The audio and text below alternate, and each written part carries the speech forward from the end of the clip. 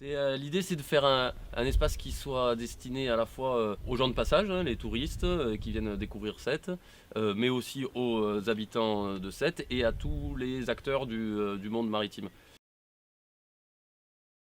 Un lieu où on parlera à la fois donc, des métiers de la pêche, de l'environnement marin qui fait vivre tous ces gens-là. Côté professionnel, alors c'est les techniques de pêche, des ateliers autour des pratiques, la réparation des filets, des événements autour avec des scientifiques. Il faut voir qu'entre l'Ifremer, l'IRD, l'Université de Montpellier, Marbec, etc., on a vraiment des spécialistes mondiaux hein, sur ces questions-là.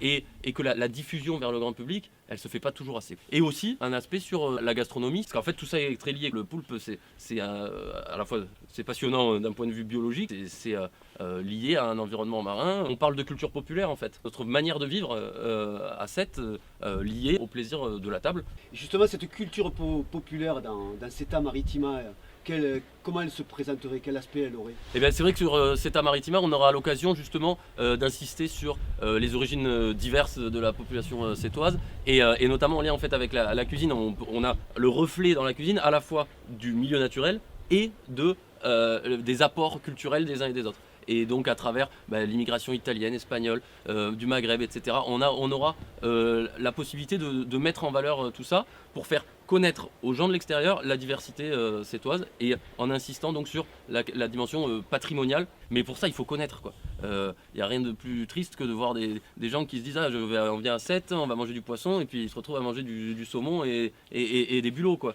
Faire connaître les productions locales et notamment leur vertu en termes de pêche durable. Hein. Donc il faut transmettre, il faut informer, il faut faire connaître pour pas que ce soit un savoir réservé à quelques-uns. Quoi. Donc ça permettra d'accueillir des scolaires autour donc d'ateliers de cuisine et de découverte des métiers et de l'environnement marin. Ça permettra aussi le lien avec les écoles, le lien avec les centres de loisirs, le périscolaire, etc.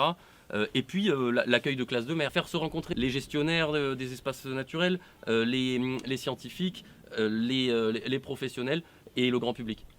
Et je crois qu'on a bien fait le tour de... Enfin, il y aurait encore des choses à dire, c'est certain, mais en tous les cas, merci à vous. Merci à vous. Toi, Manu, merci Clément. Merci. Et à bientôt. À bientôt.